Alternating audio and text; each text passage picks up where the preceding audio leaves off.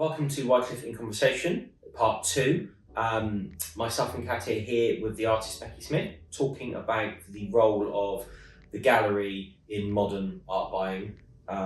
Last week we discussed about logistics of the gallery, how it works, managing clients, managing comments. It'd be great this week, I think, to discuss actual shows, because obviously we host shows with yourself and with all the artists, a lot of the artists we represent. Is it strange when you've built up relationships with customers that have commissioned work over the years and then you actually meet them for the first time? Yeah, very. I remember the first big show that we did last year, I was so nervous because there were so many people messaging me saying they were travelling down to come and stuff like that. And it was just so nerve-wracking. It was nice, and obviously like people were asking, people were queuing. I was stuck in the corner at one point for like 10-15 minutes with a queue to take photos with people. But it was a really good experience, but it is a bit like, it's just strange. People were like, oh, how's your dogs? And how's your mum doing? This is it, because you open your life up to your subscribers, don't you? Yeah, obviously like there is like the downside of that as well. And just meeting everyone in person and getting the opportunity to meet collectors, speak to them, and obviously like I don't as well also get the chance to get out the studio a lot, so that's quite nice for me as well. So did you find that you mentioned the downside of opening your life up to people, is that, you know, strange people commenting strange things, DMs, do you find all that? Yeah, I think I get like one marriage proposal a week probably on social media. I mean, do you get the diamond rings with those? Honestly, if you guys saw like the insights into like the other side of my DMs and all of the messages that come through from, you get the weird people, you get scammers, fraud, all of it. But yeah, I do get quite a lot of weird messages which I just don't tend to open. Just don't respond to those. You don't send those to us. I normally send screenshots to like, oh God, look what this person said. Yeah, I imagine you get lots of rude photos. Yeah, but that's, I suppose, a good thing about having a gallery space to attend as well. If you do want to host that show, if it was an artist singularly, which there are lots of I suppose bodies out there that do offer artists kind of like group shows where you can kind of almost go in, hire a space, and you pay maybe a few £100s to be part of that show. But it's usually a mixed show that's with other artists that you don't really know, and probably quite limited marketing, but that's how obviously that gallery makes their money, and that's absolutely fine. But they don't have a vested interest in that artist necessarily. It's kind of, you go in there, have that show, benefit from being in there the once, and then you're probably on to your next show. But you have like a permanent obviously presence with us at Wyecliffe. But it also means that with this you have repeat shows, but it means that you don't necessarily have to not only find your own venue, but you can meet clients here if you want to. Whereas I guess that affords you that level of privacy, particularly talking about kind of maybe the darker side of social media with your accounts. If you wanted to meet people, you don't want to be giving out your studio address necessarily, because obviously it's with your family home, it's not something that you want to be inviting into your life necessarily. Yeah, no, the shows here as well, they're always like above and beyond. Like, we'll pick out a theme and we'll be planning it for like a year in advance. So like you said, when you have a group show, it's not just like my work wouldn't just be the main focus, whereas here, like it's every little thing of the show is picked out and like handpicked to suit the artwork and myself. So that's like the amazing side of it. But yeah, like you said, if I don't really want people turning up at my studio and my house and stuff like that. And especially when you do get like these creepy messages and like weird messages online. And also just like the like legit side of it, like being able to sell through Wyecliffe, people knowing that that's my only website that I sell from. I don't have like another website outside of that. You can't buy my artwork from me directly because everything has to go through Wyecliffe. So it's legit. People know it's not a scam or a fraud because there's so many scammers and fraud things going on. I mean, for your work, different profiles, people pretending to be you, different websites pretending to be you. I've never seen anything like it. Of all the artists that we represent, you were defrauded more, and that's because your reach is so great with the socials. But it's just insane. I mean, there's websites that popped up where people say to access Becky's new collection, you've got to put your credit card details in. And it's just, obviously we reach out to the collectors as much as we can to warn them not to go to websites like that. But I imagine they must catch some, and it must be, it reflects badly on you, and you try and stop as much as you can. But when you reach out to Instagram and Facebook, there's only so much you can do. It is literally crazy. Like when I typed my name in on TikTok yesterday, there was like 9 Becky Smith art accounts, and they've all got the same profile picture, the same writing in the bio. They even put my website in it. They link it to my Instagram. It's so legit. When I did the giveaway, the free giveaway of the skulls, there was a complete fake website that looked so legit. I opened it and I was like, well, that looks quite good. But yeah, it's like, put your bank details in here. We won't take your money, but you need to like register your name and stuff. And I just don't know how they get away with it. And it's been to the point where it's on TikTok, it's on Instagram, it's on Facebook, and now there's a Telegram account of me. So it's just everywhere. And I've even like put stories up where I'm almost like crying to the point where I feel like people are like watching my every single move.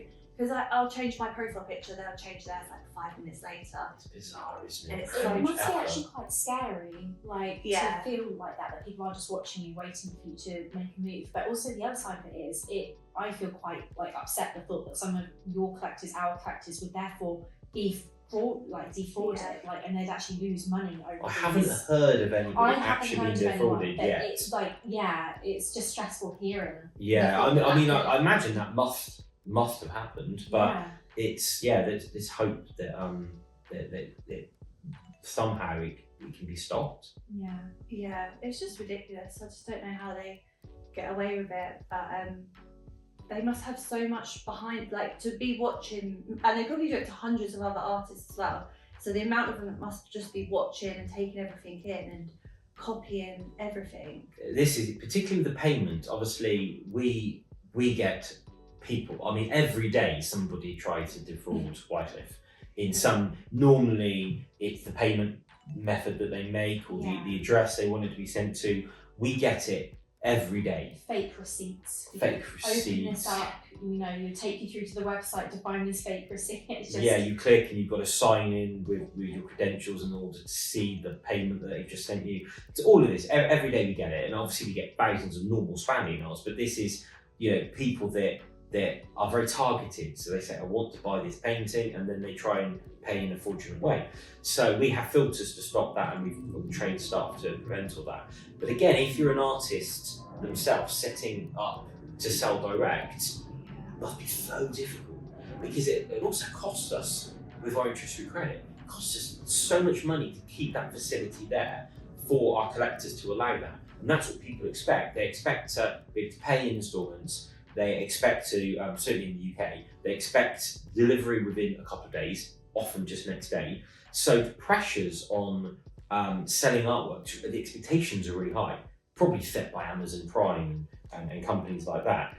I mean, literally, when I first opened at this site in Weybridge, people would wait 10 days, 12 days for artwork to arrive.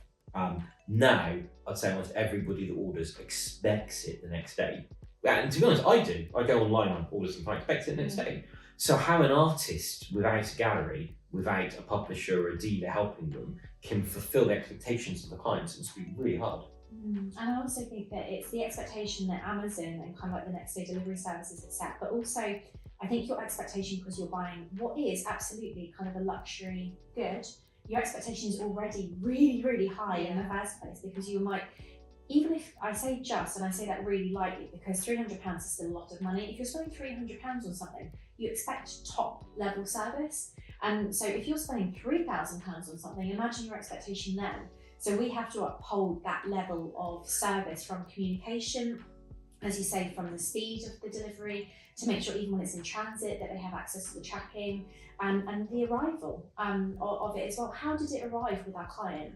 Was the crate or the custom-made box in good condition? Was the paperwork all in order? We provide the certificate of authenticities to make sure that they have that for their records, the documents for the insurance, like the level of what you need to do to create like a good experience and keep that customer happy is so high. But that's that expectation piece, because these are all handmade they're not going to be that level of perfection, because it's handcrafted in a studio by an artist. Yeah, a lot of people just don't realise what goes into everything behind like the scenes, and even just like the presentation of the boxes, like you guys like brown them, they're all labelled, like all the prints are like wrapped up nicely, like you said, documents, thank you notes. There's loads of stuff that goes into them that just people don't necessarily realise, and that all takes time, and you guys doing it for me frees up my time. Frees up your time to paint. I mean, that's really the crux of it. It appears in these conversations that it is time, isn't it? Yeah. That what the gallery does helps logistically, all the rest of it is time.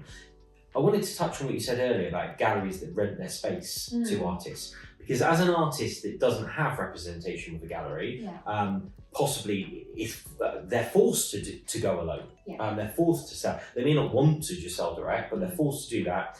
Often they do the thing where they invest in and pay to have shared or even sole space in the gallery for a show, and it's often very expensive, and with that they get the database of the gallery, so the gallery will send out all the marketing. There's an awful lot of that. We get approached a lot by artists saying, can we be represented? And if it's not right for our portfolio, obviously we'll say no. They'll say, well, in which case can we just pay to rent your space, and you to send these out to your clients? I don't know how good that client database will be if that gallery's model is just renting out their space. Well, it probably won't be great. And I actually have personal experience of this. In the Wyecliffe era, I studied fine art, and I actually did that. I used to try and, before, actually I was working in galleries as well as thinking that I might want to be an artist, and I was still trying to figure out which way to go. And I got into that trap of going to galleries that were offering rented space with kind of mixed shows to just put my artwork out there. And obviously I was still very green, as we touched on our last conversation, not on this kind of conversation and podcast, but on the previous one, that art schools don't necessarily equip artists with the right tools to get into business and actually manage themselves and make a commercial living from what they do every day. But what I found was that essentially that I paid quite a lot of money to get into these rented spaces. I remember one in particular, I'm not going to say the name of it, but you probably have heard of it. And they sent out all their marketing material with the wrong date on it. It had all gone to print and nobody had caught it. And I just thought, what? I paid quite a lot of money to be here. It didn't yield any sales. And so I learned probably quite the hard way by doing several things, art galleries and art fairs, actually to pay for spaces, that's not the correct way to go about it. And thankfully, I would never be an artist now. I think the way that you put yourself out there, I think it's so brave, because obviously everybody feels that they can comment on art and it's their right to, but I don't think I'd want to do that every day. So I'm very happy on the gallery side of things. But I did learn the hard way that you can spend a hell of a lot of money to not get very far. And I think there are galleries, unfortunately, out there with those mixed shows that do take a little bit of advantage. Now, there will be good ones out there. I want to caveat that there are good galleries. And obviously we as a gallery model, we make sure that if we take an artist, we back them to the hill. We really represent them. But these galleries they have that rotation of art. And so I don't necessarily know how many sales that You've got to be selective as a gallery. So if an artist that didn't suit our style, I'm trying to avoid saying a terrible artist, but if a terrible artist were to just pay and we would just do a show because it offered us the money and then we'd send it to all our clients, how many clients would come back to us after several terrible shows that they've attended? So you've got to have a high bar, and if you're willing to just hit your database and invite them to anything, then it just isn't going to work.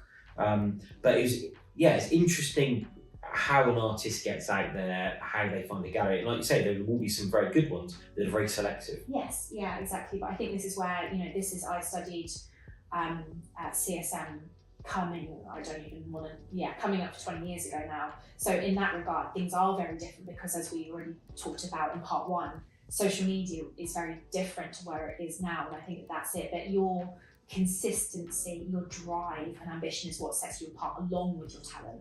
So that's the thing, that if I was going to give any advice to any artists, that they're going to have to plug away on both the art and development and also the social media and representation on both sides. It's not one without the other, in my opinion. Yeah, no, I agree. And like you guys have set the expectation level for me quite high, because I get messaged on a weekly basis from different galleries. Can we sell your artwork here? Or the paid ones, do you want to rent this space in Spain, Dubai, everywhere? Quite often they say, we'd love to invite you to this lovely show in Dubai. And we love your art, and we've chosen you. And then obviously you send it over, we reach out to them, and it's like, all you've got to do is give us £10,000 before, £10,000 after. That's why I send them to you guys. Yeah. Yeah, but I do think it is very hard for artists to make it out there. Yeah, don't get me wrong, like you can be very successful without having a gallery. There's loads of big artists on social media, particularly Instagram, that have done really well for themselves. Completely. But for me, because like everything kind of goes viral, the time, it's mainly the time for me, and just building my relationship up with you guys, just a good gallery. Like if you have a good gallery backing you, there's basically like no limits. I know one artist that does very well selling direct with socials, and he's always done that.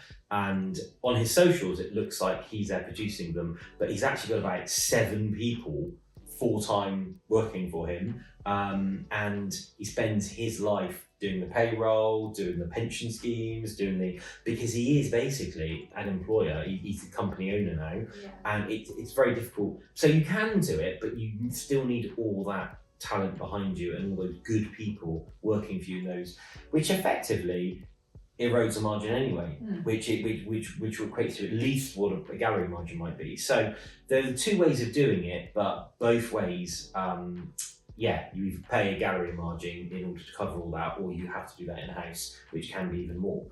But we also, the people that approach you, and we get this a lot as well, wanting to pay with cryptocurrency. Now, it's do you know what?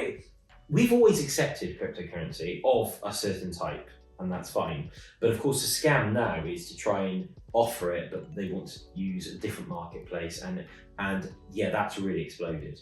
It's similar to somebody, Nigerian prince, spending £500 and he wants to give you £1 million. It's similar that every day we get those, and sometimes you don't know it's one of those for a while because they inquire and then you go down the road. So the amount of like cul-de-sacs that we do that ends up in people trying to fraud, it's insane. Hours and hours of work every day. Scams. Just as soon as someone mentions NFTs today, I'm like, keep floping. Yeah, it just exploded out of nowhere, didn't it? But it's all these scams, the amount of time that they take to go through. But I think it's been fascinating talking about the relationship between artists and galleries. It's something that's interested me because obviously when I started in the galleries, it was so different. People would phone up and say, I really want to meet this artist. How can I meet them? And of course now they're contacting us saying, me and Becky Smith are really good friends, and she's asked me to phone you because she's going to do this commission. She knows all about it. Don't worry. Just phone her to pay you. And I'm like, no, we better take the details about it. So it's all changed, and it really is. And the amount of people contacting us as close friends of yours, and obviously I don't know if they are close friends of yours or if they just you chat to them a bit on socials. But it's that bond between collector and artist seems stronger than ever. Yeah, no, I agree. And a lot of my close friends, I am very, very lucky to have some really good friends and families because they do all buy my artwork. Do they have any choice? But the amount of bad friends that I get asked, can I just have this piece? Can I have that one? Or I'll take that one. And but I do have a lot of genuinely like good, amazing friends. And obviously my good collectors as well, who I do chat to quite a lot online. Yeah, that's really, really good. Yeah. Okay, brilliant. Well, thank you for coming in today and speaking to us, Becky. And hopefully we'll chat to you again soon. Great.